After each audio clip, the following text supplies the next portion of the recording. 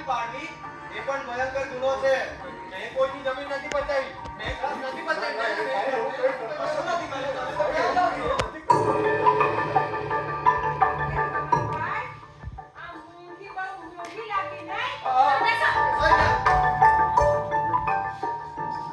આખા ભારતમાં અલગ અલગ શહેરોમાં જે સાયબર ફ્રોડ થાય છે તેમાંથી ઘણા બધા લોકોની રકમ તમારા બેંક એકાઉન્ટમાં આવી છે.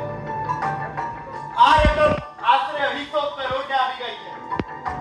આમાંથી 80% રકમ ઇન્ટરનેશનલી નેટ બેન્કિંગ દ્વારા અને અલગ અલગ એટીએમ દ્વારા ઉપાડી લેવામાં આવી છે.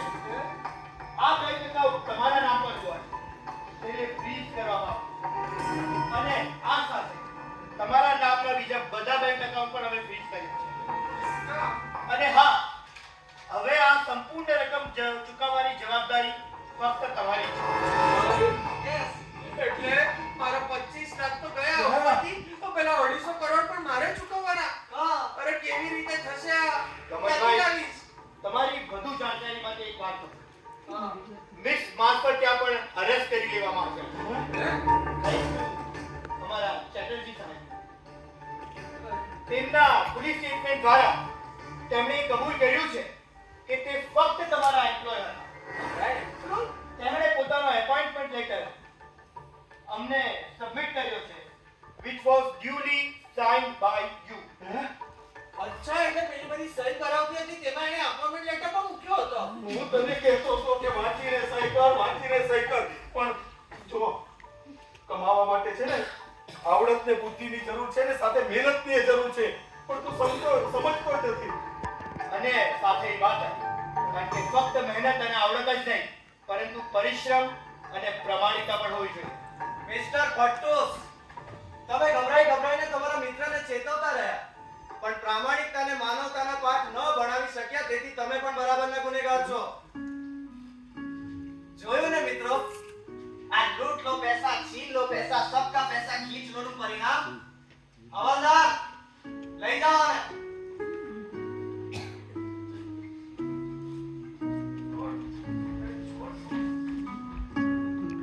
હવે હું વિનંતી કરીશ ડોક્ટર સ્નેહલ વકીલાને કે જેમને આ નાટકમાં એસીપી ની ભૂમિકા ભજવી તેઓ આગળ આવે અને સાયબર સિક્યોરિટી વિશે થોડી વેલ્યુએબલ ટિપ્સ આપે.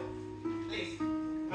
સૌથી પહેલા તો થેન્ક યુ અમારો આ નાટક જોવા બદલ.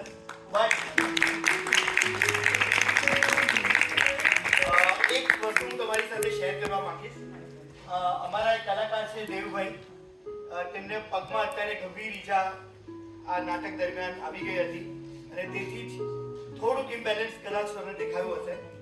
But well coming to our cyber security issue, તો હું તમને સૌપ્રથમ તો એ કહીશ કે અત્યારે આપણે આ જે નાટક જોયું, આ ફેક્ટ આપણે અગર વાત કરીએ તો આ જે નાટક છે તે પ્રેક્ટિકલી અત્યારે આ જે ગમનનો કેરેક્ટર છે તે એટલી બધી જગ્યાએ તમને અલગ અલગ રીતના જોવા મળશે. કારણ કે લોકો એક આપણે એમ કહીએ કે જે ગ્રીડની વાત કરીએ, કામ, ક્રોધ અને લોભ, જે ગીતામાં પણ કહેવામાં આવ્યું છે એ આપણે વિનાશ તરફ જ લઈ જાય છે. એવી રીતના જરાક પણ અગર જો તમે ગ્રીડીનેસ બતાવી અને તમારા KYC documents which are the base એ અગર તમે તમારા બેંક એકાઉન્ટ ખોલાવવા માટે કોઈ વ્યક્તિને આપશો તો અત્યારે આ જે લેટેસ્ટ મોડસ ઓપરેન્ડી છે તેમાં ઇટ ઇઝ સમથિંગ લાઈક કે જે પણ ક્રિમિનલ હશે તે ના કેવલ તમારા નામનું બેંક એકાઉન્ટ ખોલાવશે but the other related evidence is your SIM card. એ તમારા નામના અલગ અલગ સિમ કાર્ડ પણ લેશે, તમારા નામના અલગ અલગ ગેજેટ લેશે અને પછી કદાચ તમારી પાસે એવો કોઈ ઓપ્શન જ નહીં રહેશે કે તમે એવું પ્રૂવ કરી શકો. અને એવા ઘણા બધા લોકો હશે જે અમારા ગમનભાઈની જેમ કદાચ ઘોટાળા કરી ચૂક્યા હશે, તો એમને હું અત્યારે એવું જ કહેવા માંગીશ કે પોતાના રિલેટેડ એવિડન્સ સાચવીને રાખે અને હું એમની મદદ માટે બિલકુલથી ચોક્કસથી આવીશ. અને જે પણ મારા મિત્રો છે જે સોશિયલ મીડિયામાં ઘણા એક્ટિવ છે, તો એમને હું એમ કહીશ કે એમની પાસે અત્યારે 3 ચાવી છે. One is security, one is privacy અને વન ઇઝ રિપોર્ટિંગ. તો સિક્યોરિટી માટે ઇટ ઇઝ એસેન્શિયલ કે have minimum 2 step verification. Privacy માટે